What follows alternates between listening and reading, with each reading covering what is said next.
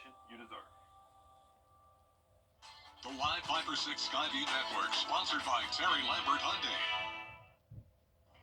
Cold and blustery conditions for us tonight and tomorrow morning. The wind chill will be down into the 20s due to gusts up to 35 miles per hour. Then once the winds settle down this weekend, we could see some frost development. I'll have all the details coming up. Right now on News Channel 6 and 6, storm cleanup rolls on in Augusta. The latest on that process and getting paid for it as your News at 6 starts now. Live from Television Park, this is WJBF News Channel 6 at 6.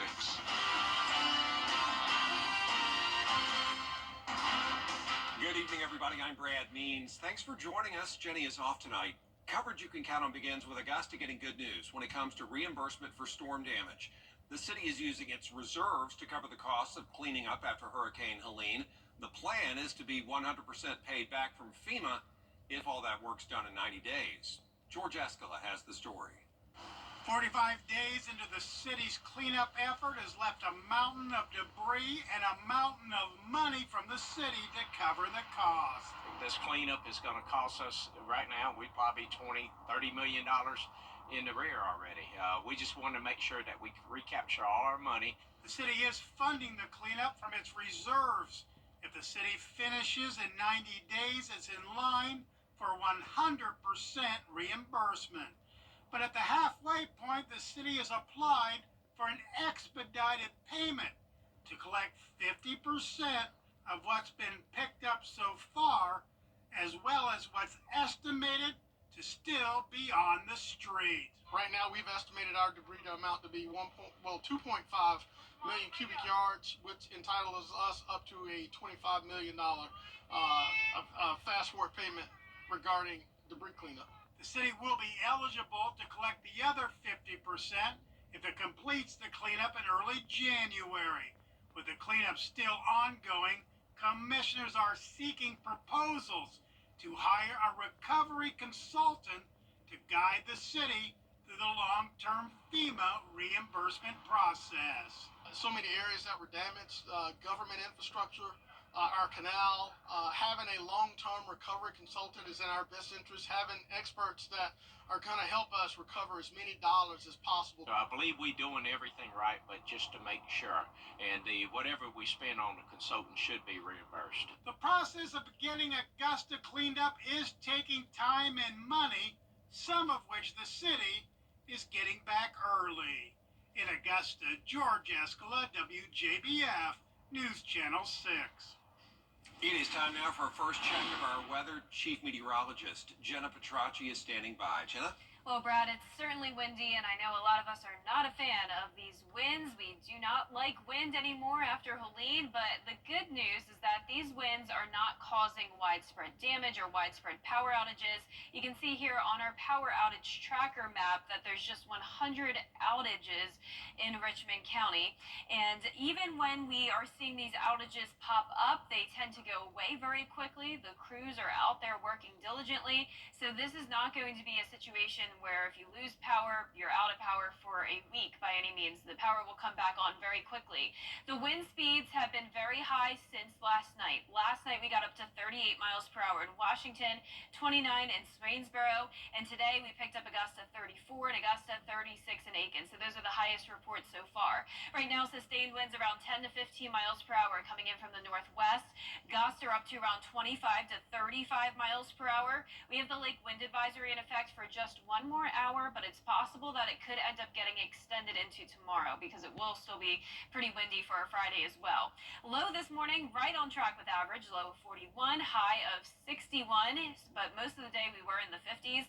It's around 10 to 15 degrees cooler than yesterday. The sun is setting now, and you can see the winds still howling out there. The flag is blowing on our Terry Lambert Hyundai Skyview cam. Right now, now we're sitting in the mid to upper 50s, 54 in Thompson, Augusta at 56, Gibson, you're at 53, and 56 in Waynesboro. Dew point's pretty low today, a lot of 20s, so that just shows how dry the air is in our area.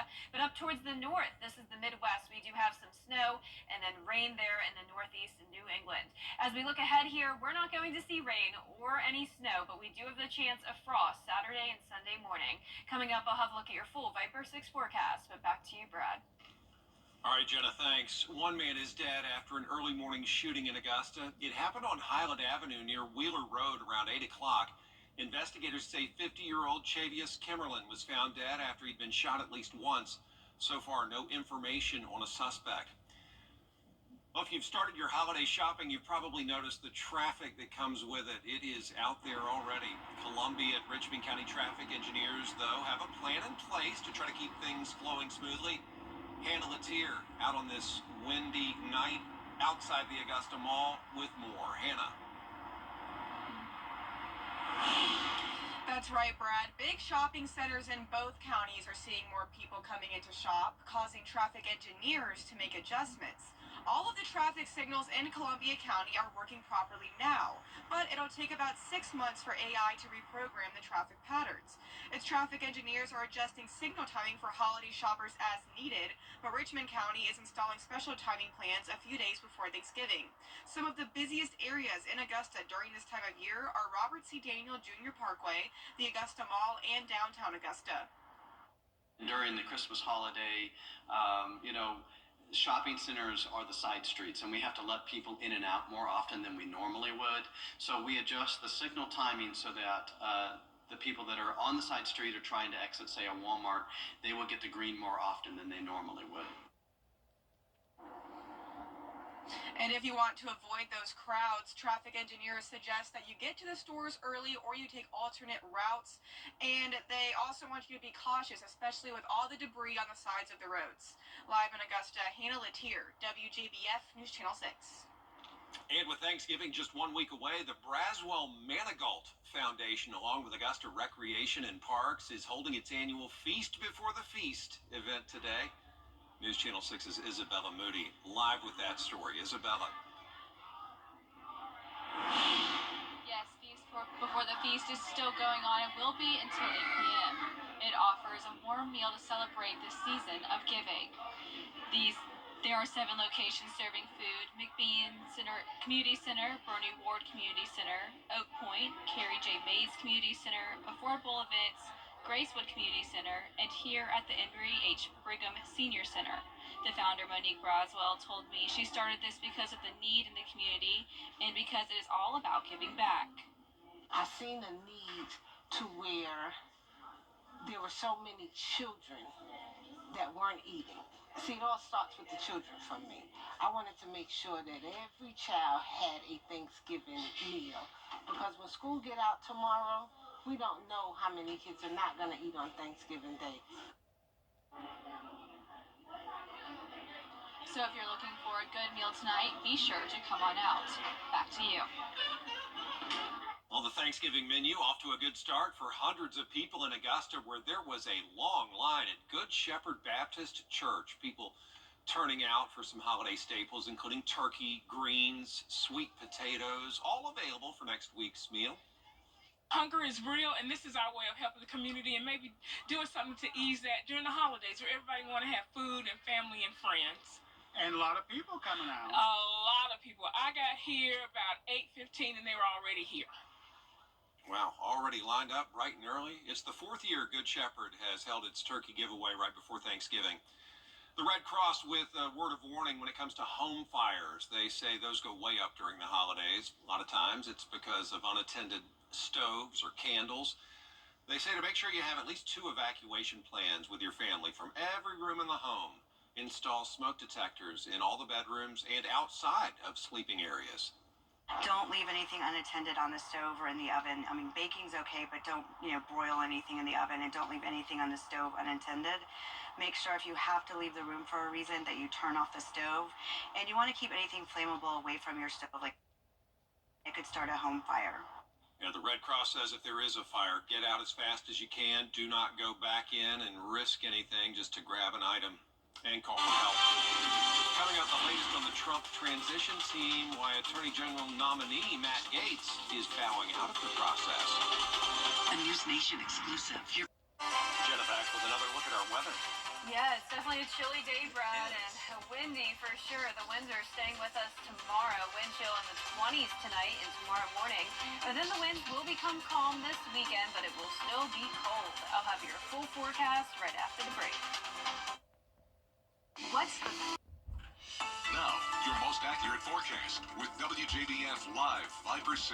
Welcome back. I had a fun afternoon over at Homeschool Clubhouse at Rainbow Factory in North Augusta. What a great group of kids here. It was a very small group, which was a nice change of pace from the big groups I usually present to. Love all size groups to present to, of course, but this was really fun. I was able to speak with each of them, and they all gave me drawings of the weather. It was adorable. They got to come up and present the forecast at the end. They love the tornado in the bottle. You can see there the one girl looking at that. So thank you so much, Rainbow Factory, for having me. We had so much fun, and I know the kids love the snow. So here's a shot at, or a look at some snow up in the Midwest. Unfortunately for them, we're not seeing any snow here in the CSRA, at least yet. But up here in the Midwest, definitely a lot of snow in places like Ohio, Indiana, Illinois, rain up in New England and New York, and even some flurries a little bit closer to home here, passing through North Carolina. But Georgia and South Carolina all completely clear. Here's a look now to your Terry Lambert Hyundai Skyview Cam in Aiken. The sun has set and it is going to be cold tonight. 56 degrees, northwest wind of 14 miles per hour sustained, dew point of 24. So we have some very dry air that's moved in. Our temperatures are sitting in the low to middle 50s, and the gusts are up to around 20 to 35 miles per hour. 23 in Crawfordville, 22 in Louisville, 25 in Aiken, and 34 now in Edgefield. So tomorrow morning it will still be windy, so that's going to make it feel even colder than the actual air temperature. Wind chill down into the mid-20s in some places. At 7 o'clock in the morning, I'm going with a temperature of 35, but feeling more like 27. Even through 10 o'clock in the morning, 45 degrees outside, but still feeling like the upper 30s because of the wind. Here's our future cast tonight at 8 o'clock. Winds will still be howling, and then as we go through time here, you can see we'll continue to have the clear skies. Some snow flurries up in North Carolina once again tomorrow. Reinforcing cold air moves in with high pressure coming in from the west, so we'll have calm winds over the weekend, but still some very cold mornings. In fact, it will get even colder, so because of that, we could see some frost on Saturday and Sunday. But let's talk about these winds. Tonight, we're still seeing gusts up to around 30 miles per hour at times. For the most part, under around 25, but every now and then an isolated gust around 30. That will even be possible Friday night. So even though our wind advisory is about to end, it's possible that it could be extended. Still expecting the frost on Saturday morning, even with some winds. Any areas that are sheltered from the wind could see that frost. And then once we have calm winds on Saturday, a better chance at some frost potential. High temperatures are on the rise, though. We'll see the 70s again on Monday and Tuesday, and then seasonable near average temperatures by the time we get to Thanksgiving, which is now just a week away. Here's your forecast. Cloudy with a few showers, high of 67, not nearly as cold in the morning either. Lows tonight will be in the low to mid 30s. Highs tomorrow will be in the mid 50s. And here's a look at your 10-day forecast. It's going to be sunny through Monday, then more cloud cover next week. A stray shower possible Tuesday and Wednesday. 30% chance of rain Thanksgiving, and then again on Black Friday. And after the holidays, we will get some cooler temperatures again next weekend. Now, congratulations to today's umbrella winner. That is Kim Williams from Augusta. Kim, you can pick up your umbrella here at the station and sign up to win yours on WJBF.com. All right, Jenna, thank you. We appreciate that. Coming up, Westminster High School holding a pep rally prior to the state championship game. We'll hear from the head of school on what it means for the players in sports. It's National Lambert's Christmas. And GeraldJonesMazda.com.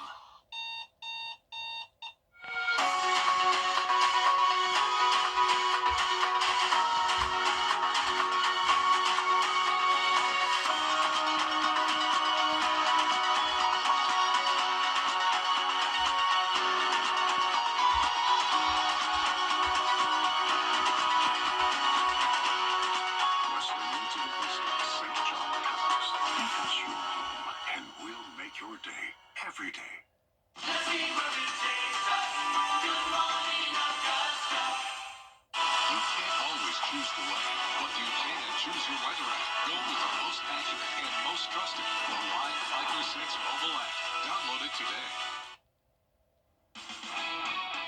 WJBF sports coverage you can count on.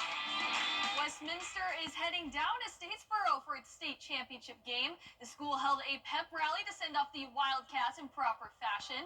Cheerleaders and students welcomed Westminster Schools of Augusta football players into the gymnasium. The football team is one of 3 of our local private schools playing in state championship games over the next 3 days. The undefeated Wildcats will play Sherwood Christian out of Albany, Georgia for the first time and a chance for a perfect season.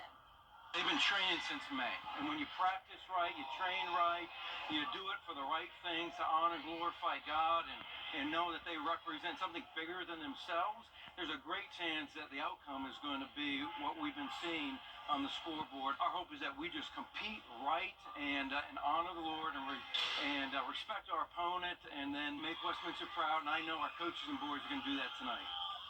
Kickoff set for 8 p.m. at Paulson Stadium at Georgia Southern. We'll have highlights and reaction at 10 and 11.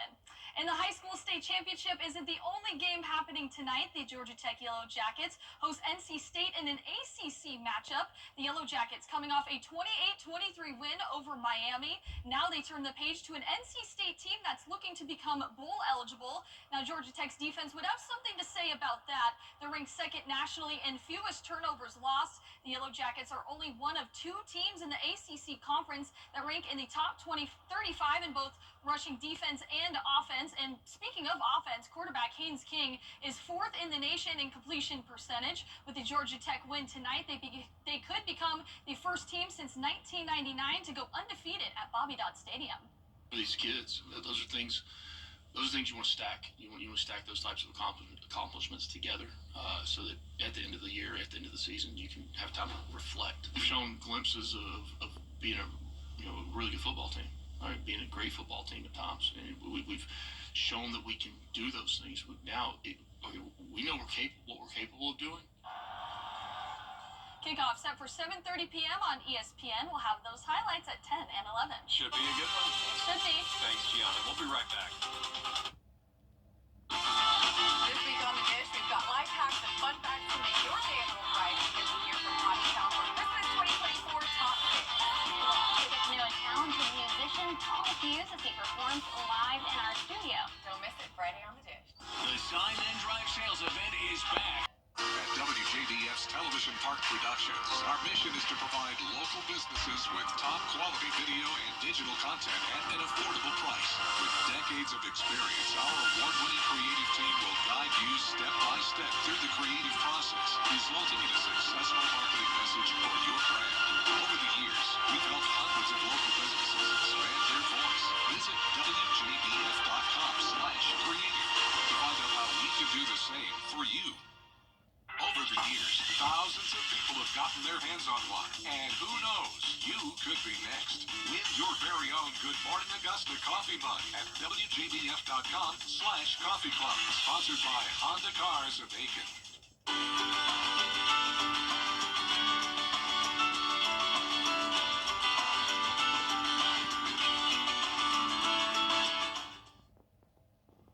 Our temperatures are going down into the mid-30s tonight, and then again on Saturday and Sunday night.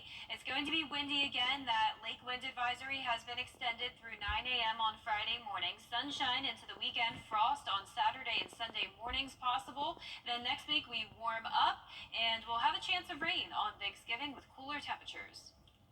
Here are the college basketball players with the best names, according to a recent survey. Starting for the all-name team, Always Right. He's a guard at Rhode Island. Gob Gob, a point guard for the University of Missouri, Kansas City. Tennessee Rainwater, a guard for Utah Tech. Supreme Cook plays for Oregon. Tony, a guard for the University of Alabama, Birmingham. And Legend Jeter, a forward for the University of Detroit Mercy. Interesting names. Yeah, Gianna, do you know these? No, I have yet to see names like those before. Well, covering college basketball, but There was a pro back in the day, Jordan, check me on this name, World Be Free, right?